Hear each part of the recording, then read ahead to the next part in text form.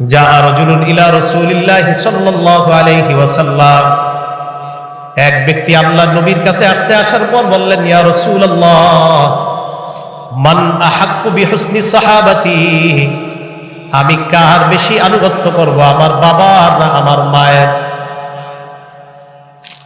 নবীজি বললেন, উম্মুকা, তোমার মায়ের আনুগত্য বেশি করবা, তোমার মায়ের সেবা বেশি করবা, তোমার মায়ের প্রতি সদাচরণ বেশি করবা। আমি প্রশ্ন করলাম, সুম্মা আইয়ুন, হুজুরের পরকার? আল্লাহ নবী বললেন, উম্মুকা, তোমার মায়ের। আমি আবার প্রশ্ন করলাম, সুম্মা আইয়ুন, হুজুরের পরকার? আল্লাহ নবী বললেন, উম্মুকা, তোমার মায়ের। মায়ের কথা কয়বার? জোরে বলেন। আমি প্রশ্ন করলাম, সুম্মা আইয়ুনের পরকার? নবী বললেন, আবুকা, এরপর তোমার বাবার।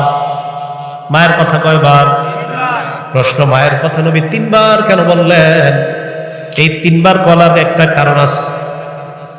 সবাই আমার সাথে বলেন, মায়ের কথা নবী কেন তিনবার বললেন? একটু সবাই বাংলাটা বলেন তো, মায়ের কথা বলেন। মায়ের কথা নবী তিনবার কেন বললেন?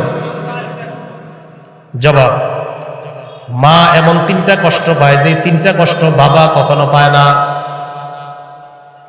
মা তিনটা কষ্ট পায় যে তিন কষ্ট বাবারা কখনো পায় না, তাই মায়ের কথা বলছে তিনবার।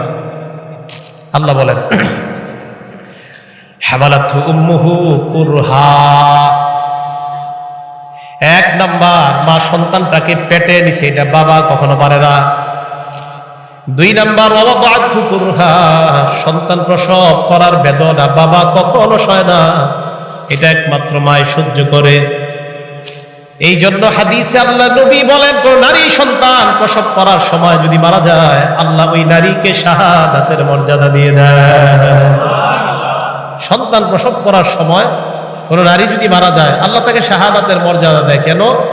এটা এত যন্ত্রণা, এই জন্য নবীজি এটাকে শাহাদাতের মর্যাদা দিয়েছে। পাশাপাশি কোন নারী সন্তান প্রসব করার সময় ওই নারী বেঁচে যায়। পুরুষ আমরা জিহাদের ময়দানে জিহাদ করার পর যদি আমরা বাড়িতে ফিরে আসি, আমাদেরকে আল্লাহ গাজীর সওয়াব দান করে দেয়। কোন নারী সন্তান প্রসব করার সময় যদি বেঁচে যায়, ওই নারীর আমল নামায় একজন গাজী নারীর সওয়াব আল্লাহ লিপিবদ্ধ করে দেয়। গাজী বেঁচে গেছে। এক নাম্বার, পেটে ধারণ করার কষ্ট। দুই নাম্বার, প্রসব বেদনার কষ্ট। তিন নাম্বার, হামলুহু ওয়া ফিসালুহু সালাসুনা শাহরা, মা সন্তানকে দুধ পান করায়, এই দুধ পান করানোর কষ্ট।